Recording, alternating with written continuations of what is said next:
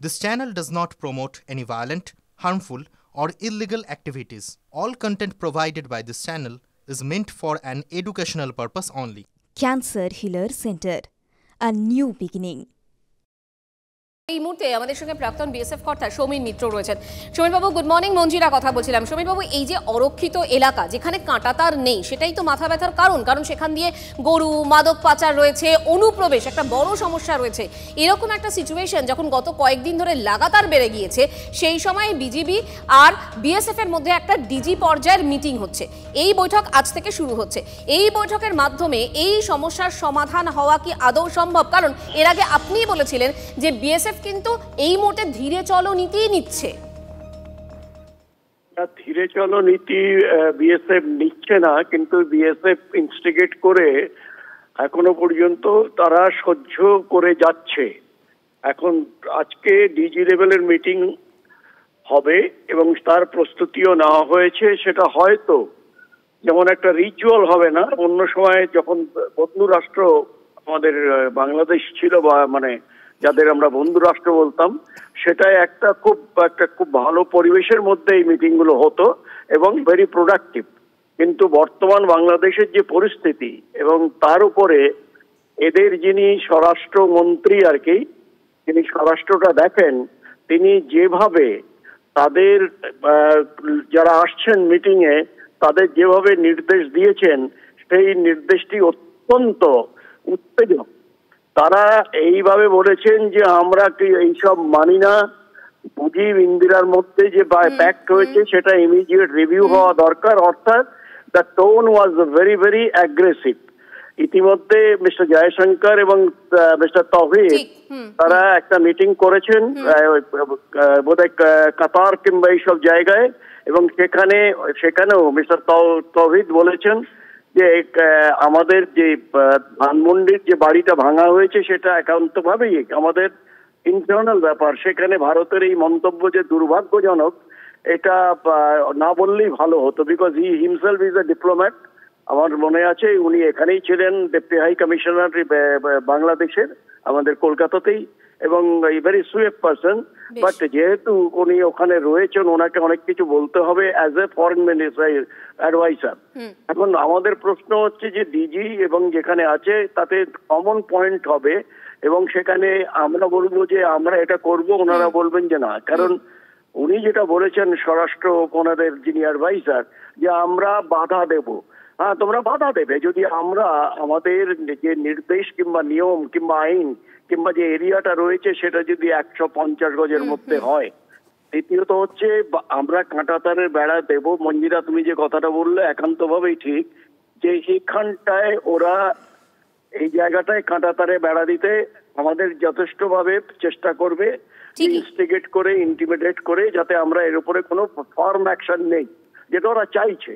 কিন্তু প্রশ্ন হচ্ছে যে আমরা ওই জায়গাটা কাঁটাতার দেব, তিনি যেই বলুন না কেন, তিনি তার রাজ্যে যেটা বলছেন সেটা তাদের ব্যাপার, আমরা এটা করব। এবং আই অ্যাম শিওর যে আমাদের ডিজিবিএস যিনি গেছেন তিনি এই ব্যাপারটায় যথেষ্ট দেবেন, এবং পার্টিকুলারলি যে এই যে আমাদের কাঁটাতারের বেড়া এবং তার সঙ্গে যে স্মাগলিং জিনিসটা রয়েছে, স্মাগলিংটা বুঝতে পারছি। আপনাকে আপাতত ধন্যবাদ।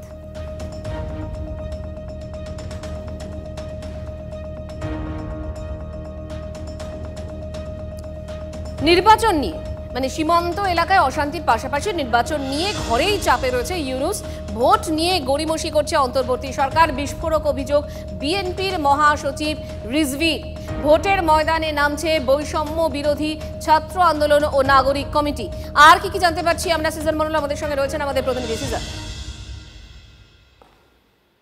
দেখো, খুব প্রত্যাশা মতোই এই পরিস্থিতি তৈরি হয়েছে। তার কারণ হচ্ছে 5ই আগস্ট পরবর্তী সময় যেভাবে বৈষম্য বিরোধী ছাত্র আন্দোলনের মাধ্যমে 19 সরকার ক্ষমতায় এসেছিল, এবং তারপরে আওয়ামী লীগ এবং মুজিবুর রহমান হাসিনা সরকারের সমস্ত চিহ্ন মুছে দেওয়ার চেষ্টা হয়েছিল, সেখানে প্রাথমিকভাবে বিএনপি সেই গোটা প্রচেষ্টায় সমর্থন করলেও পরবর্তীতে তাদের আশা ছিল যে দ্রুত এই সরকারের আমলে পরবর্তী নির্বাচন হবে, এবং সেখানে বিএনপি আশা করেছিল যে তারা এই নির্বাচনে জয়লাভ করে ক্ষমতায় আসবে। কিন্তু পরবর্তীতে দেখা যায় যে ইউনূস সরকার কোনোভাবেই নির্বাচনের দিকে এগোনোর কোনো ধরনের প্রচেষ্টা করছে না, বা তাদের উদ্দেশ্য নির্বাচন এক্ষুনি না করার। এবং সেখানে দাঁড়িয়ে একটি মেইনস্ট্রিম পলিটিক্যাল পার্টি হিসেবে কোথাও বিএনপির অস্তিত্ব সংকটে পড়ছে, এবং সেখান থেকে কিন্তু এই বিরোধিতা তৈরি হচ্ছে। এবং এই বৈষম্য বিরোধী ছাত্র আন্দোলনের মধ্যে থাকা অনেকেই এবং তারাও কিন্তু সরাসরি মূলস্রোতে রাজনীতিতে নামার চেষ্টা করছেন, এবং যে জায়গা থেকে ইউনূস সরকার কিন্তু অনেকাংশেই চাপে দ্রুত নির্বাচন করানোর দাবিতে। সিজার, আপাতত তোমাকে ধন্যবাদ। আন্তর্জাতিক সম্পর্ক বিশেষজ্ঞ রাজা গোপাল ধর চক্রবর্তীও আমাদের সঙ্গে রয়েছেন। রাজাবাবু, এই মুহূর্তে আপনার সঙ্গে মঞ্জিরা কথা বলছিলাম। Good morning. আমার দুটো বিষয় জানার রয়েছে। এক রয়েছে এই যে সীমান্ত এলাকা, মূলত অরক্ষিত সীমান্ত এলাকায় যে ধরনের গন্ডগোল চলছে, সেটা অনুপ্রবেশ হতে পারে, গরু মাদক পাচার হতে পারে, সেগুলো তো ইদানিংকালে খুব বেড়ে গেছে। এইরকম একটা সময়ে বিদেশমন্ত্রী এস জয়শঙ্কর এবং বাংলাদেশের বিদেশ মন্ত্রকের উপদেষ্টা তৌহিদ হোসেনের যে বৈঠক মাস্কাটে হয়েছে, সেটা কিন্তু ইতিবাচক হয়েছে। আজকে আবার বিজিবি আর বিএসএফ এর মধ্যেও বৈঠক হচ্ছে। সত্যি সমাধান সূত্র কোথাও একটা বেরোবে? এই ধরনের যে কার্যকলাপ, সেগুলো কি কমবে? আপনি কি মনে করেন? আর দ্বিতীয় প্রশ্ন হচ্ছে যে এই মুহূর্তে ইউনূস প্রশাসন কিন্তু বেশ চাপে, তারা কি সরকার টেকাতে পারবে? কারণ ভোট করতেই হবে। আমি প্রথম প্রশ্নটা আগে আসি। প্রথম প্রশ্নটা যেটা হচ্ছে যে বাংলাদেশের সরকারের একটা দ্বৈত ভূমিকা আছে। একটা হচ্ছে যে মাস্কে নিয়ে চলা এবং মাস্কে খেপিয়ে তোলা। মাস্কে খেপিয়ে তোলার সবচেয়ে ভালো উপায় হচ্ছে ভারত বিদ্বেষ। সেটা এবং ধর্মীয় কারণে, নানান কারণে একটা ভারত বিদ্বেষিতা বাংলাদেশে বহুদিন ধরে রয়ে গেছে। এখন অরক্ষিত অঞ্চলগুলো দিয়ে সেখানকার স্থানীয় বহু লোক নানান চোরাকারবারির মধ্যে তারা আর্থিক তাদের একটা সুবিধাও হয়, দীর্ঘদিন ধরে এসব হয়ে আসছে। তো এবং যাতে করে অরক্ষিত এলাকাটাতে ভারত কিছুতেই কাঁটাতার না দিতে পারে, সেই জন্য সাধারণ মানুষকে নিয়ে আসা। ওরাও লোকাল এই সমস্ত ব্যবসা বাণিজ্য করে, ইলিসিট ব্যবসা বাণিজ্য নানান সবকিছু নিয়েই হয়। সুতরাং এই জায়গায় দাঁড়িয়ে মাস্ককে তারা ব্যবহার করছে ভারত বিদ্বেষিতার মধ্য দিয়ে, ভারত কাঁটাতার দিচ্ছে, একটা হ্যান্ড করছে, ভারতের বিদ্বেষ তো শুরু করে দাও, এরকম এই একটা। কিন্তু ওরা বাংলাদেশের সরকার তারা বোঝে ভারতের সঙ্গে ওইভাবে যুদ্ধ করা যায় না, ভারতের সঙ্গে সংঘর্ষ করা যায় না, এবং কোথাও একটা মিল না হলে বিপদ আছে। ভারতের সহায়তা, ভারতের সাহায্য, আর্থিক সবকিছু মিশিয়ে ভারতকে অস্বীকার করার কোনো জায়গা নেই। এই হচ্ছে বাস্তবতা। এই বাস্তবতাটা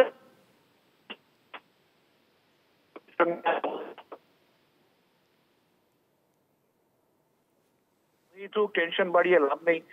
সুতরাং যত তাড়াতাড়ি সমস্যা মিটিয়ে যায় তত ভালো। কিন্তু ভারত সরকারের দ্বৈত পলিসিটা নেই। সরকারের যা পলিসি মানুষের কাছে সেটাই তারা রাখছে, মানুষকে বলছে দেখো বাংলাদেশের মানুষের সঙ্গে আমার সরকার কিন্তু বলছে, মানুষকে বলছে, যেভাবে বোঝানোর চেষ্টা করছে যে ভারত বিদেশিতার প্রয়োজন আছে, এবং সেইভাবেই ওরা চলছে। ভাবেই তার বর্ডার টেনশনটা সরকার জিয়ে রাখছে। আবার আমাদের সঙ্গে কথাবার্তা বলে যতটা পারা যায় আমাদেরকে বোঝানোর চেষ্টা, দেখো আমরা বর্ডার নিয়ে অতটা চিন্তা নেই, তোমাদের সঙ্গে আমরা মিলিয়ে দিতে পারবো। এই দ্বৈত একটা অ্যাপ্রোচ ওদের রয়েছে। আর নির্বাচনের ব্যাপারটা অত্যন্ত গুরুত্বপূর্ণ, কেননা বহুদিন নির্বাচন ছাড়াই সরকার একটা উপদেষ্টা সরকার চলছে, এবং বিএনপি নিঃসন্দেহে তারা মনে করে এই সময় এই মুহূর্তে নির্বাচন হলে তাদের একটা অ্যাডভান্টেজ আছে। এই ধারণা থেকে যত দেরি হবে তত নতুন পার্টি আসার সম্ভাবনা আছে, আওয়ামী লীগ আবার অর্গানাইজড হয়ে যাওয়ার সম্ভাবনা আছে। এই সব মিশিয়ে বিএনপি কে একটা নানান এক জায়গায় রেখে দিচ্ছে। তারা বুঝে উঠতে পারছে না কি করবো। তারা কখনো মনে করছে সরকারের বিরোধিতায় আন্দোলনে আসা উচিত, আবার মনে হচ্ছে সরকার বিরোধিতা আন্দোলন করলে হয়তো তাদের জমি নষ্ট হয়ে যাবে। এর ফলে তারা একটা অদ্ভুত আচরণের মধ্য দিয়ে যাচ্ছে। তারা কখনো ভাবছে জামাতের সঙ্গে থাকা দরকার, কখনো বৈষম্য বিরোধী ছাত্রদের সঙ্গে থাকা দরকার, এবং চারিদিকে একটা কন্ট্রাডিকশন রয়ে গেছে বলেই এখান থেকে বেরিয়ে আসাটা মুশকিল হচ্ছে। সুযোগ নিচ্ছে যারা উপদেষ্টা। ধন্যবাদ।